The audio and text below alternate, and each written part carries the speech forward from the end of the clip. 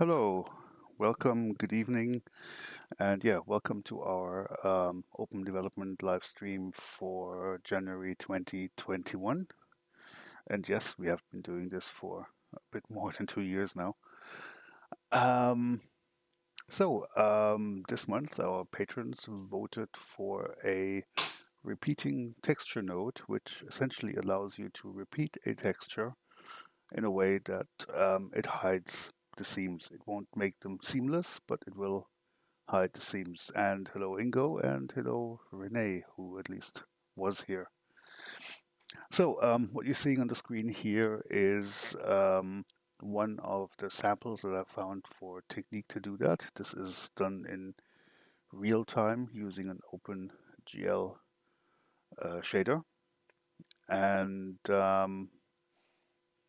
since I haven't actually written any code for this yet, I'll just talk you through some of the techniques that are being used by some of the shaders. Let me just check which one this one is. It's relatively easy to find out.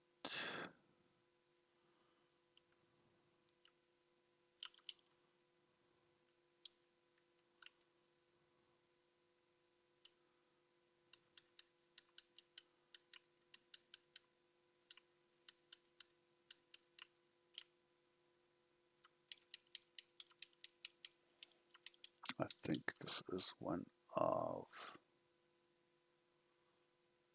the simpler methods.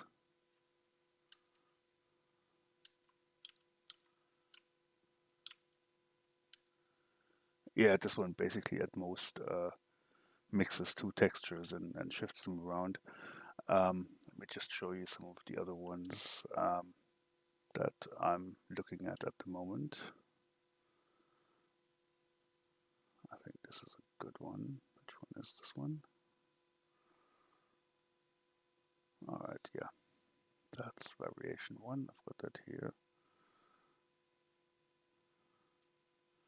And let me just load the same texture.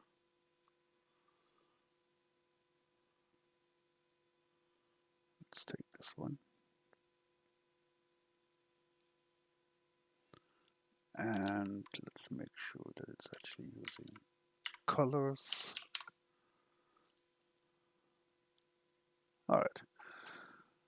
So yeah, this one is essentially taking the projection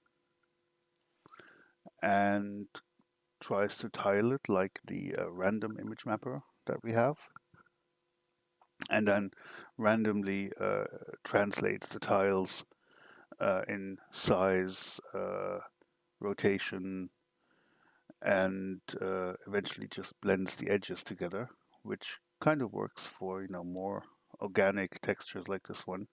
You will still see some kind of artifacts where things don't blend together as nicely as maybe they could, but this one works quite well, although I do prefer the other one actually. Um, and this is using Voronoi noise for the translations for different textures, but you can pretty much see what's going on there. So this is one version. The one I showed initially is another one. And I do think this one actually gives slightly better results. Um, Let me just check which one is this one.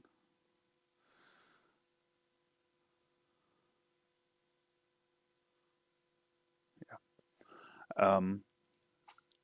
One thing to note here, this is going to be its own node. Hello, Andrew. Um, we can't do this as a projection, but it's going to work with the different projections that Lightwave provides. So let me just start layout to give you an idea of how this is going to look like.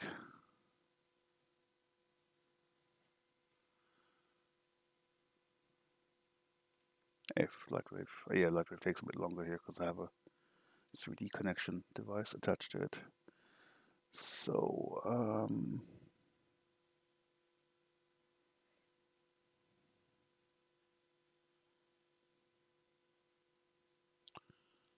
let's see, what can I do? What can I use?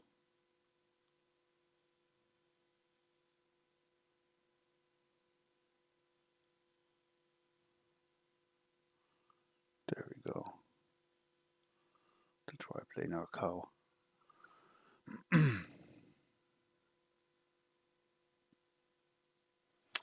Right. So this one's using a PBR texture set. Let me just get rid of, well, I will get rid of that.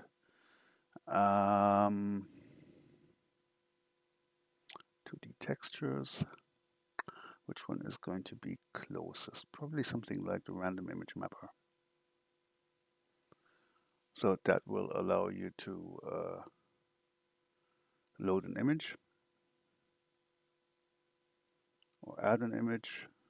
There we go. It's only going to be one image here, and you won't have too many settings except for a scaling factor, which is going to be going to scale, or it's going to be like tiling in UV space. So yeah, it's probably going to be a scale like this one that allows you to scale the whole thing down. Um, so the idea is you will get a node where you can select one image.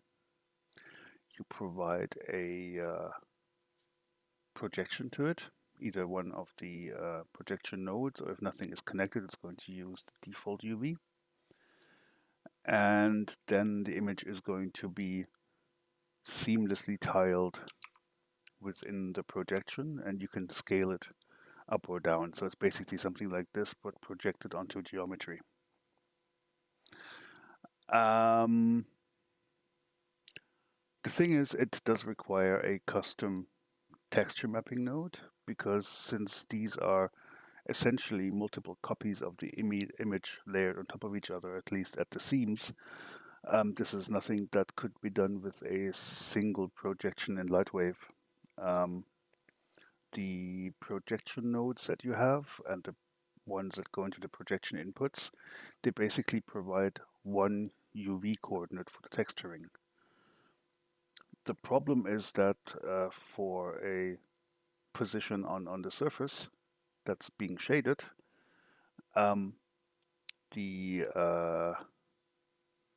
um, texture repetition node, or the repetition texture node, sorry, might actually need more than one image because it's blending from one to the other. So one UV coordinate isn't enough. It would need multiple UV coordinates, and maybe with a weight, so it knows how to blend them together. And that's not possible to do with a projection node. It's also the reason why the triplanar mapping isn't a projection node either, because at the edges, or at the places where the coordinates flip from x to y, or from one axis to the other, it's also blending. And blending means that you have more than one texture coordinate and more than one texture that's being used. So that's why projection node can't do it. And one thing I've been asked is, of course, with the texture repetition node, how can you use that with something like the recent PBR node? And the answer is you can't, because I can't really pipe in a projection into this. The only thing that would work is adding that as an additional mapping option, just like triplanar is a mapping option here. I would need to add another mapping option that uses the same algorithm, and that's something I can certainly do here. Another option,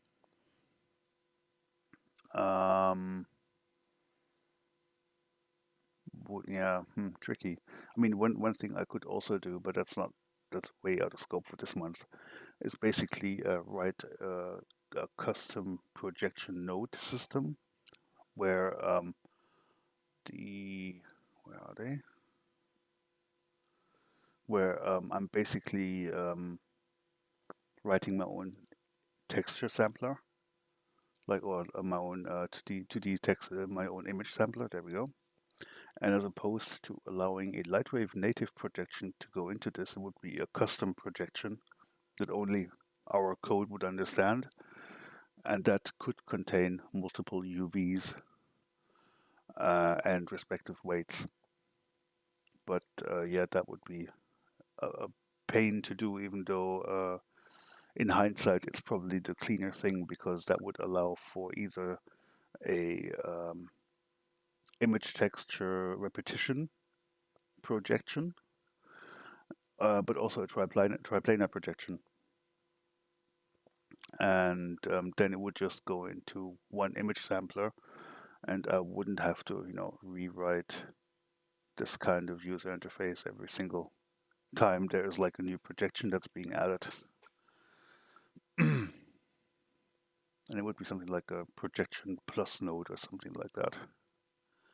But yeah, so this is the plan. This is how it will eventually look. I've seen a couple of others. Let's see if I can. I think this is the first one. Is it?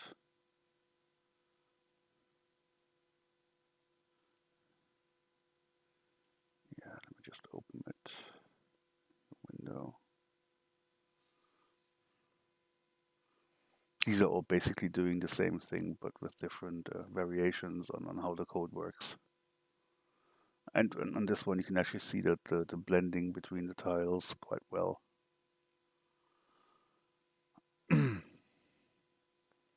This is the simplest one.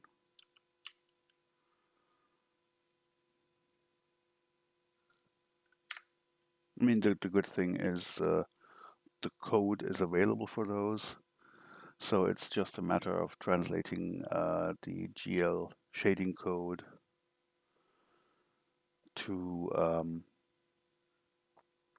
the custom shading code to or the GLSL shading code to C++ and to work within the confines of Lightwave.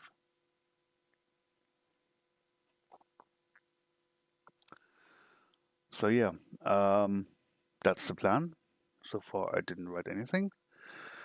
There are some other techniques to do this kind of stuff, but they're all a lot trickier. There's something called, I think, texture splatting that I've looked at, and obviously, the more regular your texture is, the worse this is going to look like. So if I go into here, because there's some textures I can choose from.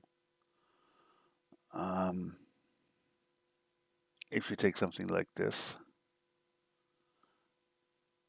you will notice that the result isn't quite as good. And this one actually has a problem where you can see the seams here when it flips. There we go. You see the seams because it doesn't blend quite properly. I think this one does blend properly.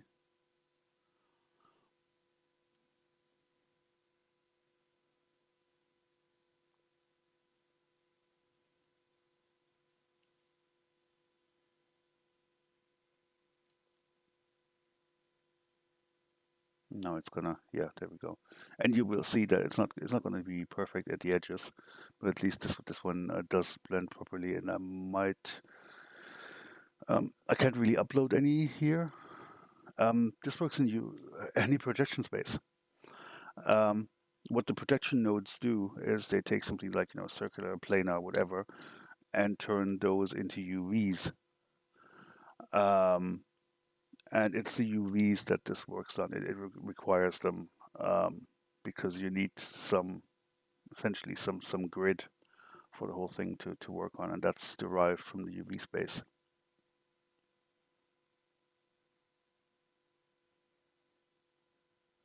So yeah, I mean this is oddly enough. Well, this is a texture that is actually looping, or it does actually repeat properly, but it also shows you what happens if you shuffle it. And I think this is, I'm not sure if this is exactly a worst case, Maybe I can find something that's even worse than this. But it did look pretty much like a worst case scenario. Yeah, I'm not sure if something like the abstract 2 here is going to be any better.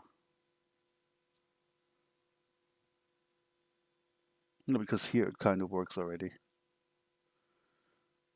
So I think that this one, which does tile, um, kind of shows you what happens if you take something that's as regular as this and loop it or tile it. But still, I think for more organic textures, it's going to be absolutely fine, especially for something like noise, scratches, or dents, or something or even something like a grass texture um, should work really well with this. Now, so some ground, rocky surfaces and things like that. So a bit of an extension to the triplanar mapping in a way. So yeah, that's the idea. Um,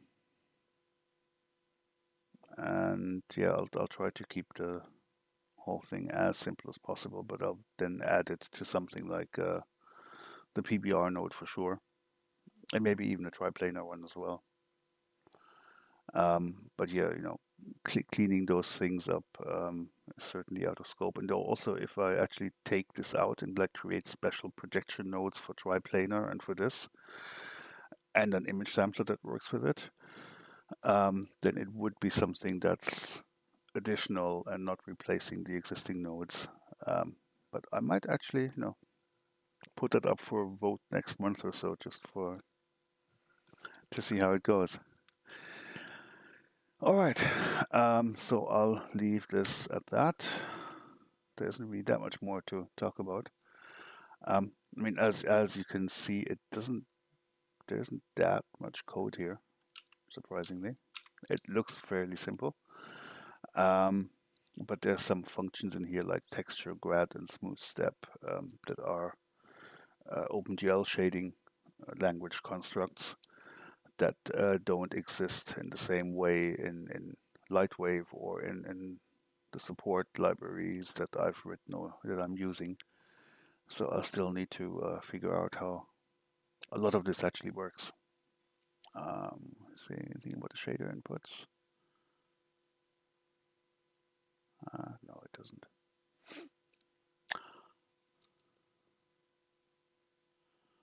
All right, so yeah, so let's move back because this is what's going to be done for this month. And let's move back a little because as you have noticed, you didn't get your wheel rotation node yet, your new one. And I'm gonna show you what I've been testing, what I've been working on. So there's two major additions to the wheel rotation nodes for last month. One is the ability to cache, and one is the ability for wheels to be able to align themselves. Um, the problem with alignment is this. And to be fair, I didn't think it completely through either. Basically, currently we have the forward direction, which is the axis that is that the item is going to rotate or move along. And you can choose between plus or minus x-axis, y-axis, and the z-axis. And that determines the direction of travel. And the direction of travel determines the distance that you travel, and the distance in return determines the amount of rotation, depending on the radius. And then you can use the rotation channel, pick that freely, and it's going to create a rotation on that channel. Well, you're a bit late because I didn't show. I just showed the node for next month, or the the basis for the node for next month, but we're now talking about the wheel rotation node from last month. Okay, so you have your forward direction, which you can choose freely, and then your rotation channel, which you can choose freely as well. The problem is once we have an alignment, we need a second rotation or an alignment angle. So this is the rotation angle, and we need an alignment angle as well. And I could create a pop-up here where you can just say, okay, I want my rotation channel to be the pitch, and I want my alignment channel to be the heading if I move along the forward z-axis. The problem is if you change the forward direction to, let's say, plus x, you would need to change the rotation angle and the alignment angle as well, manually. Not only that, but I also can't filter out pop-ups. So for example, if you choose the rotation angle to be the pitch, and then you choose the alignment angle to be the pitch as well, you're going to have a problem. So what I chose to do when it comes to alignment is to just say, all right, let's just assume that the wheel is or the object to be rotated is modeled in such a way that it's pointing at the positive z-axis, that the rotation affects the pitch, and the alignment affects the heading. If you want to change any of that, you basically have to parent your wheel to a null object and then rotate or move the null object accordingly. And that's what I've done when alignment is active. So what we have here, and this is just for testing, on the left wheel, should be the left one, is that the right one? One of those at least.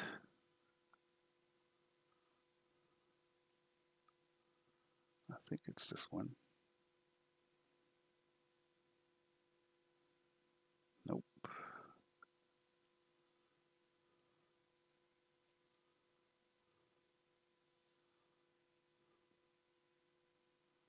Let me just check this.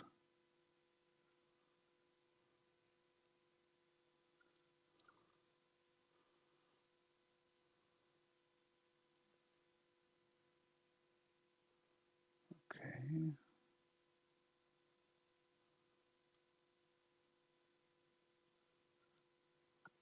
Aha, all right. Let's see if this actually works the way it's supposed to. Almost there.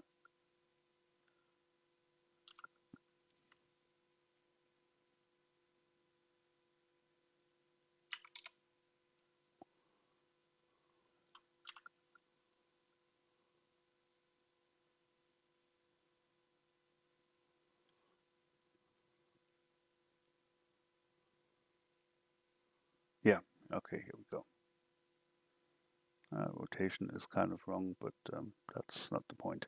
So what we have here is I've got two wheels, and they both move along a copy of the same motion.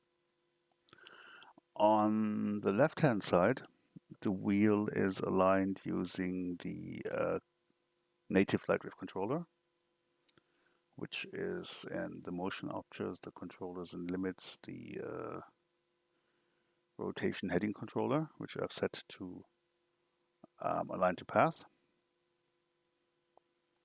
On the right-hand side, we have a wheel that's not aligned, but the where is it? There we go. The wheel rotation node is actually aligning. Align is enabled in here. And even though the rotation itself is wrong at the moment, you see that the alignment is almost the same. I think that the direction on how far it aligns is different, but the alignment works.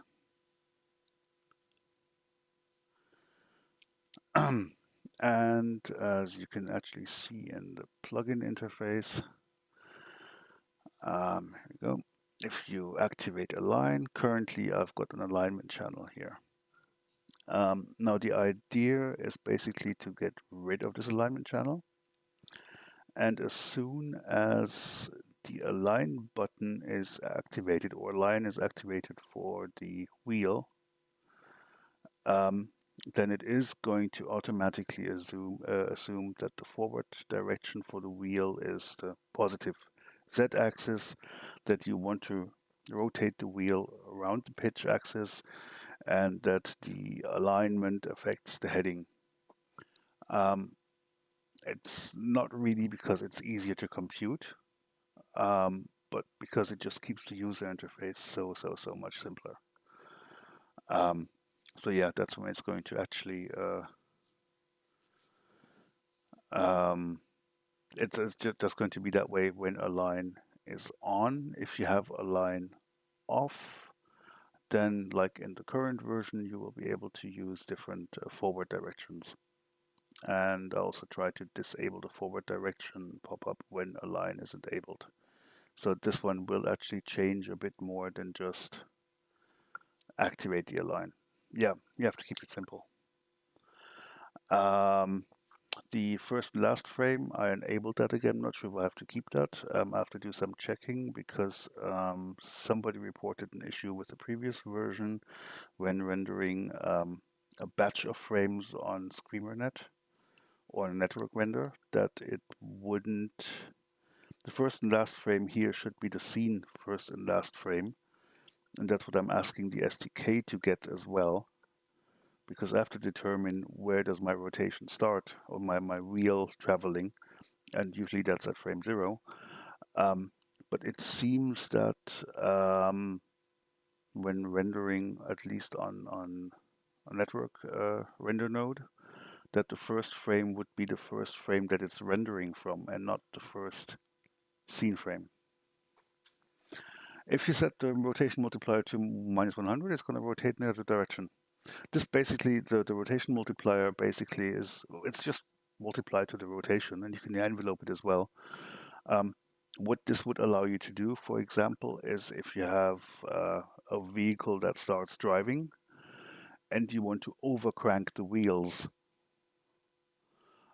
then you can crank up the rotation multiplier for the first couple of frames to, I don't know, 1,000, and then slowly set them down to 100, and that would give you the effect of basically wheels overturning as the car accelerates, and then they will slowly get into the right rotation that they need to actually keep traveling. And you could even, for example, one example would be probably if you're driving along with a car and you put in reverse gear and start hitting the gas, which I'm not sure actually works that way in a car. You could have wheels spinning backwards to the direction of travel for a while until the car comes to a halt and then drives backwards. So it's essentially for wheel spinning. And it was easy enough to add, so that was, yeah, why not? Yeah, so the problem with the ScreamerNet rendering is why I just enabled the first and last frame for the moment. And also, since the alignment itself changed a lot of the way many things are calculated internally, while I did have an initial cache implementation that worked, there's no traction. No. It just takes the distance traveled. It's not a physical simulation per se. So while I did have a cache that worked, with the changes to the alignment, I had to do change some other internal computations, and I'm currently basically rewriting the cache system more or less from the ground up.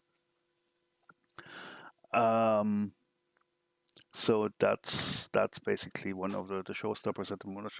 Not showstoppers, one of the things I'm currently working on at the moment.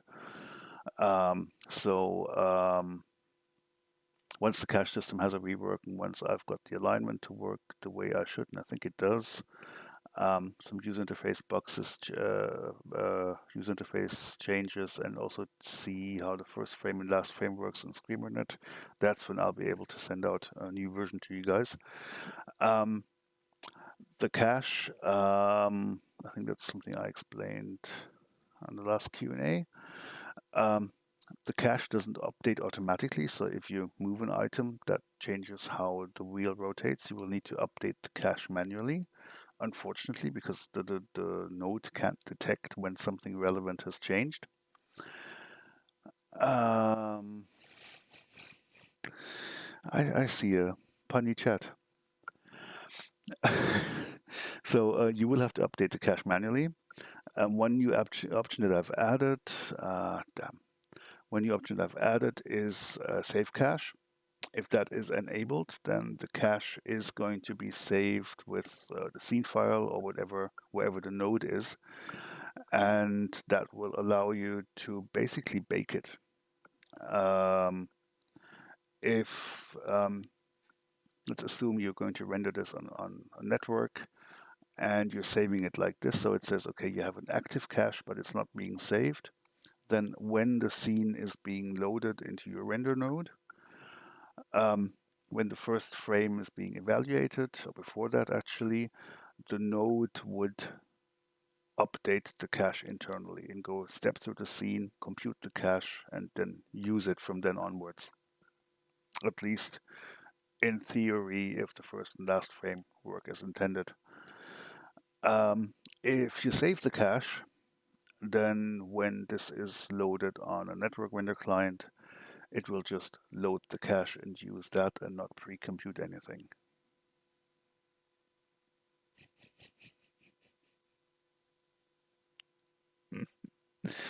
I'm going to roll around in my office chair now. Save cache would basically, it would be like baking it and saving it out to an external file, except that it's a part of this. And since all of that, changing all of those things for every node, and once we have a motion modifier and a channel modifier for every one of those as well, would be a pain. There is this wheel rotation generic plugin that allows you to update all the caches with one click or enable and update them. So update caches will recompute them, but only if they have been enabled in the node or in the other plugins. Enable and update caches also enables them for all the plugins. Save caches basically turns on the save option. Don't save caches turns it off for all the caches. And disable caches turns off the caching for all of the nodes and motion plugins. And the enable motion modifier and disable motion modifier is intended for once this is going to be a motion modifier as well, and you'll be able to basically, when they're in, no, not this list, in this list, they will show up here as a motion modifier, and this will enable or disable all of them if you have chosen to actually bake them. But then again, with the save caches and don't save caches, there should be really no reason to actually bake them with something external, except if you want to transfer the motion to something else. But for pure rendering, you would basically, before you send this out to a render farm, just go to enable and update caches, click on that, save caches, click on that, save your scene, and then you're done. You can provide the plugin to online rendering services. That is not a problem at all. There isn't any copy protection except for where it says thank you $patron blah blah blah. This is where your name is going to be. But there's no licensing, no copy protection. That's on purpose. So you can certainly send it to an online render farm or rendering service and ask them to install it. Shouldn't be a problem. And if it's an online rendering service that provides rendering services for other Lightwave users. You can always encourage them to become a patron as well, so they have their own copy of the plugins. So yeah. Also, just encourage anybody else as well, not just online rendering services, of course.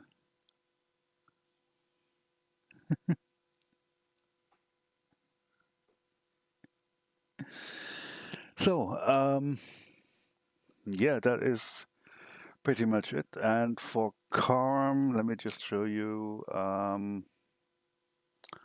if I can find the browser tab. There we go. This is essentially going to be what the texture or the texture repetition node is going to do.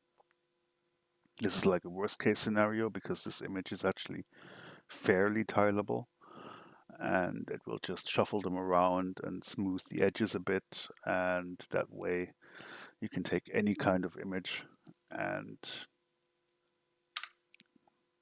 you will get a decent tile out of it. Maybe not a perfect one, but a decent one.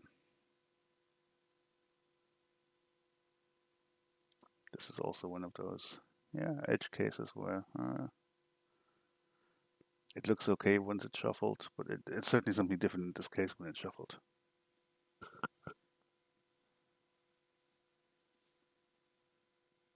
Ingo, no problem. They're your plugins, licensed to you, whatever. Use them however you want to. You mean a baking option for this? Tricky.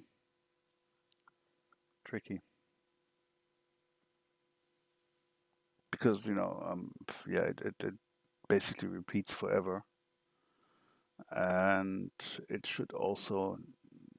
The problem is that the result of this algorithm is not a tileable image. It attempts to tile the image that's being used. Oh, baking for the wheel. Well, essentially that's what saving it does. I mean, you can always bake it down to a motion if you want to, and I think that's how. Exactly, yeah. But once the cache is working and is also being saved with the scene, then there is no need to bake it because that's exactly what saving the cache to the scene is. It's baking it.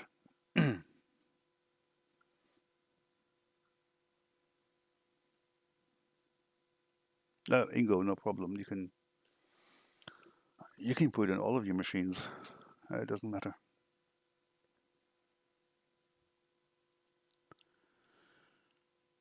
Rotofix, yeah, could be. Probably not needed because there's no inverse kinematics or anything like this involved with the wheel rotation. And just to get back to the wheel, um, one of the reasons why I'm really going to the long way here is, and what makes this so tricky in a sense, is I want to actually support the ability of a wheel to move forward and to move backward. Um, so that means if you're rotating or moving a wheel from left to right and then move it back, um, if I compute the distance in a simple way, it would keep rotating in the original direction. But if I'm being a bit smarter, then it's actually going to rotate backwards. Let me just show you. Clear. Where's my wheel?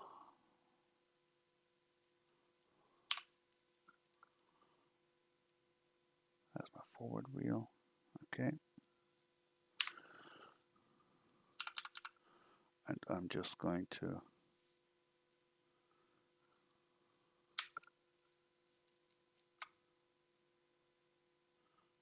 move it forward by a distance.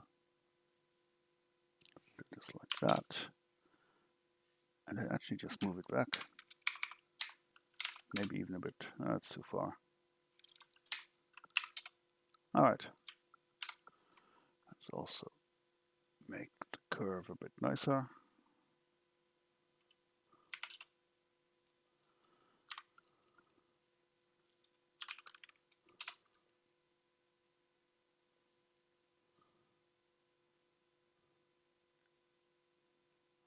Should be maths, real rotation. That's 0.6. Movement reference is myself. And I'll just leave it as it is. Rotation vector goes into the rotation.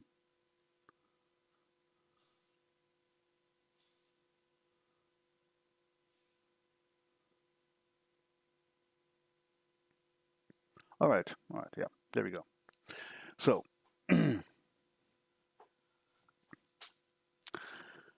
this is the tricky bit because essentially at this point, all of a sudden the direction of the motion changes. It's going the other way and it's obviously rotating the other way, which means that if I step through all the steps on the motion path, what I'm basically doing is I'm adding, so it travels further, further, and further, and further until it comes to this point. And then all of a sudden, the total distance in terms of rotation that's being traveled is actually less. So now I'm subtracting from the total distance that's being traveled, and that's why it's rotating backwards. Obviously, the total distance is longer, but in terms of how the wheel rotates, it's in this case because it's actually moving against the direction of travel, so it's moving backwards.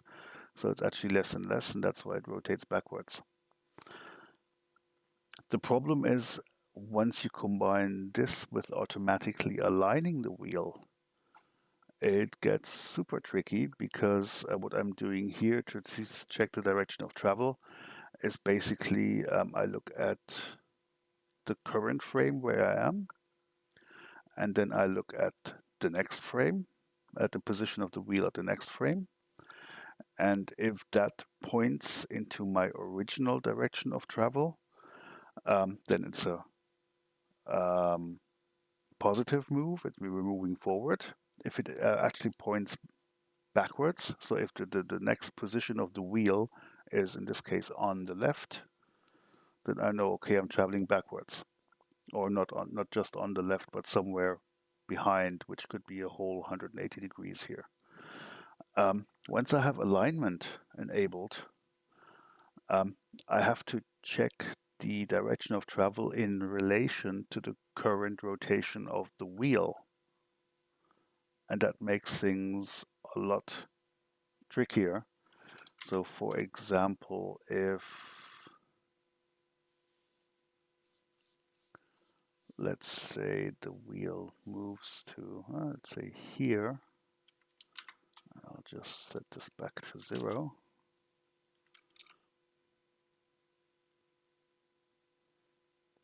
So in this case, let me just align the wheel as well.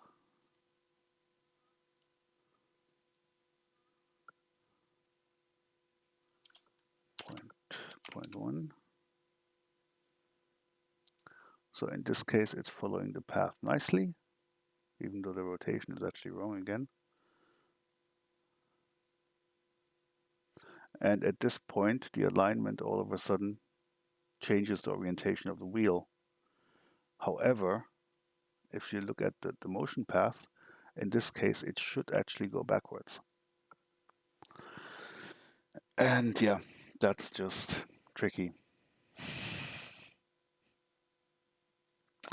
So yeah, it's the whole alignment thing just makes things a lot trickier, and that's why I have to also strip it down and just say, okay, you have a certain reference coordinate frame that we're working with, that's forward, is plus Z, and we working with pitch and heading, and that's it. Nothing else. Nothing more custom than that, because it makes it easier for you as well. And that allows me to actually focus on things like this issue where in this case the wheel shouldn't actually turn, but it should actually travel backwards, but with a different alignment.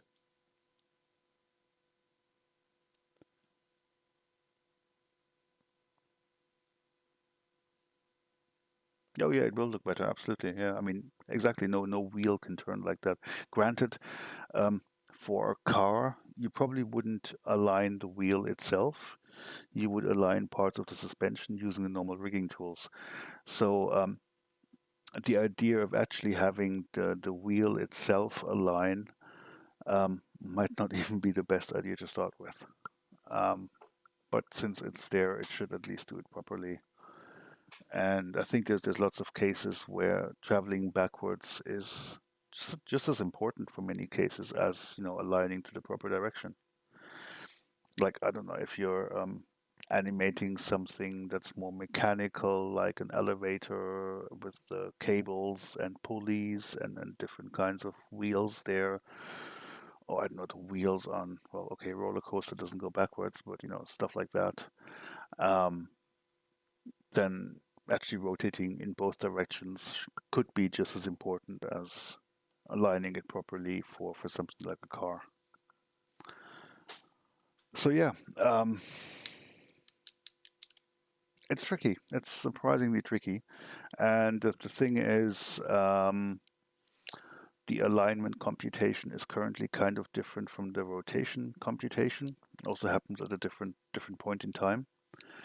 And the part that I'm basically working on is trying to unify that so that the alignment also determines what is considered to be forward and backward in relation to the wheel, and that it then affects the rotation properly and the alignment again for the next step.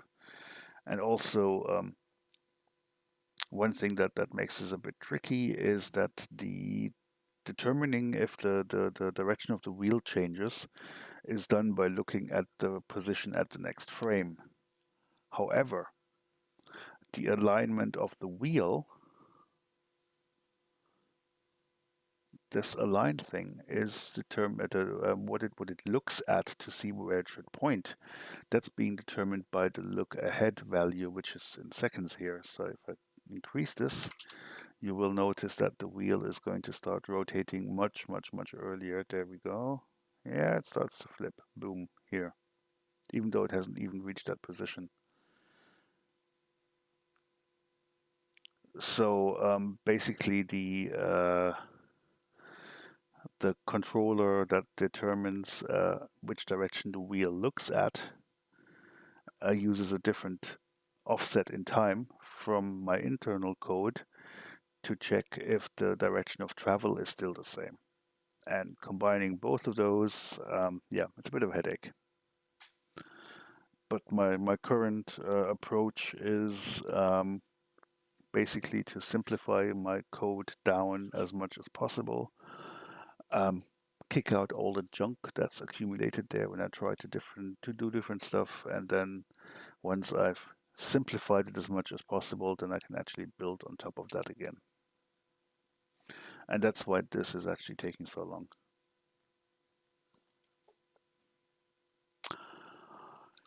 Yeah, that's pretty much all I can talk about right now. I'm sure it's been plenty already. I wish I could upload some custom images here, but I'm not sure if that's possible in any way. No idea.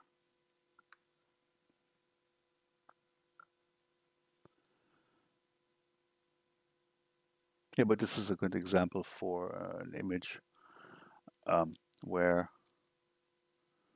removing the repetition kind of works really well to give you a nice pattern, because you can clearly see the pattern here, even though this is actually a seamless image.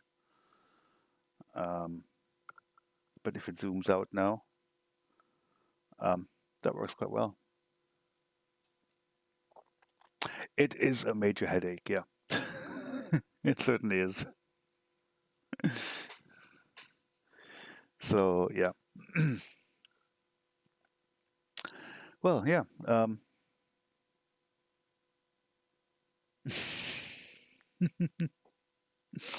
Yeah, yeah. I mean, interestingly enough, Ingo just mentioned in chat that I should write a plugin that directly transfers the shadatory textures into Lightwave services.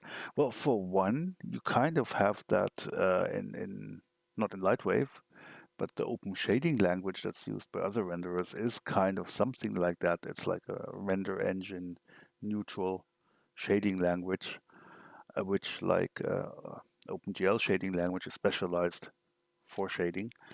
Um, also, there is a C++ mathematics library out there called GLM that kind of at least gives you some of the functions that the OpenGL shading language provides you, but it's native C++ code. So, it would run um, in a normal C++ written shader or any C++ code. Not shadatory. I don't think anything can use shadatory one-on-one. Yes, an OSL plugin for Lightwave. Yeah. That's quite a challenge. But yeah, so some of the things that are specific to GL shading language, like the smooth step function here, or the floor, or the fract, things like that. Those I can actually, in that case, my code is not going to look very much different. But yeah, texture grad and texture, that's very specific to GLSL. They'll have to see if I can find something that's equivalent.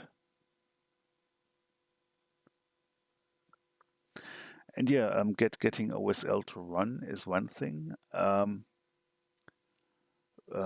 other part is actually, since certain variables can be defined in OSL code. Let me just see. Do I have that open? No. But here we go. This is the 3D Studio Max OSL shading repository. That's all the shaders that they come with, and interestingly enough, they're all open source. And texture notile. This is how I actually found the OpenGL ones. So this is essentially what OSL looks like, which isn't that different actually from GLSL. But it's got things like all of this describes controls for user interface. So running the OSL is one thing, but actually creating the user interface for it, that's another thing. Yes, open shading language actually.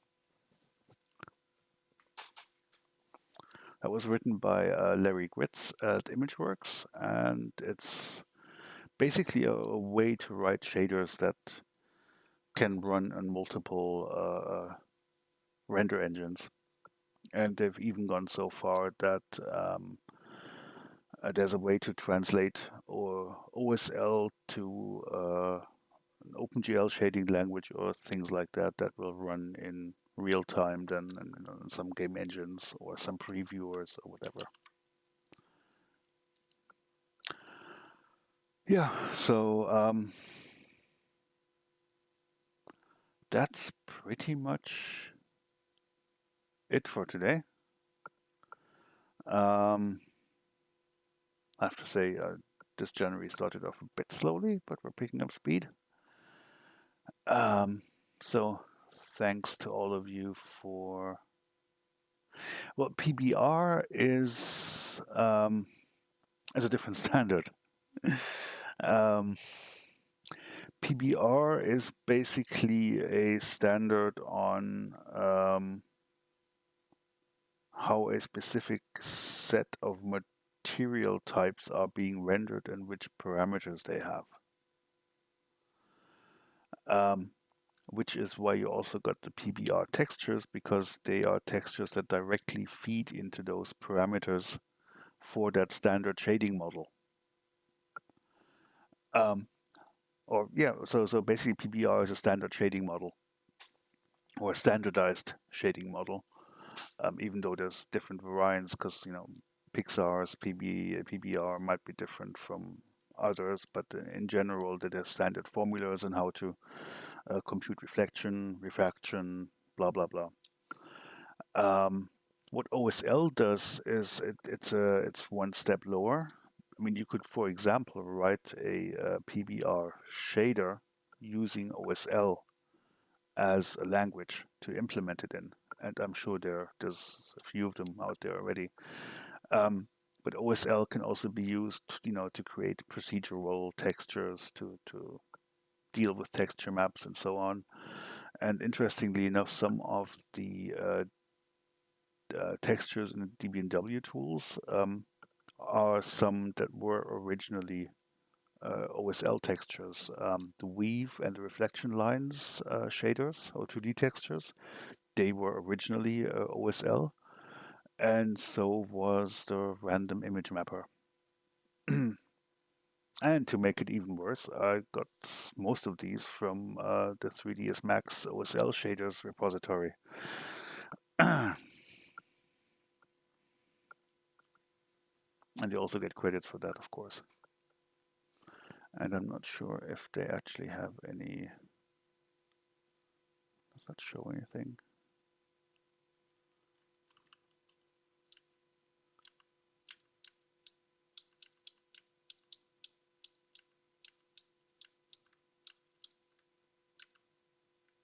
Yeah, I mean, for example, this is just a candy pattern.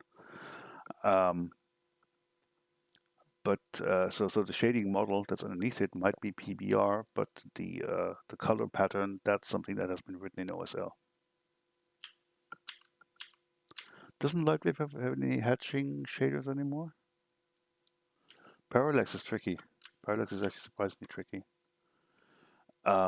If Lightwave doesn't have any hatching shaders, I've seen some OSL hatching shaders. So yeah, we can certainly look at those.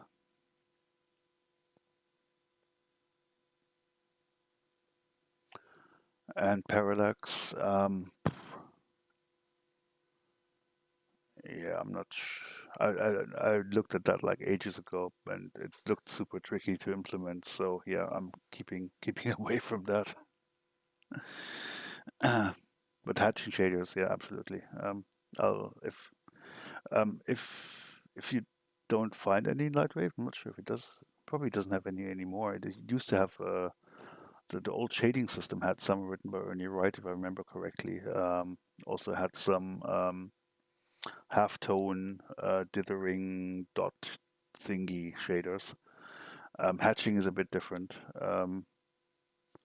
But yeah, that's certainly something that can be looked at. Absolutely.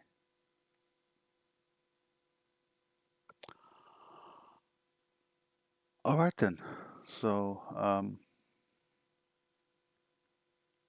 yeah, I'm at a loss of what to say now. But thanks to all of you for joining us for our first stream this year. Um, Spread the word, subscribe to the channel, like the video. You know how YouTube works. And if you have any more questions or ideas, if you haven't joined our Discord yet, do so.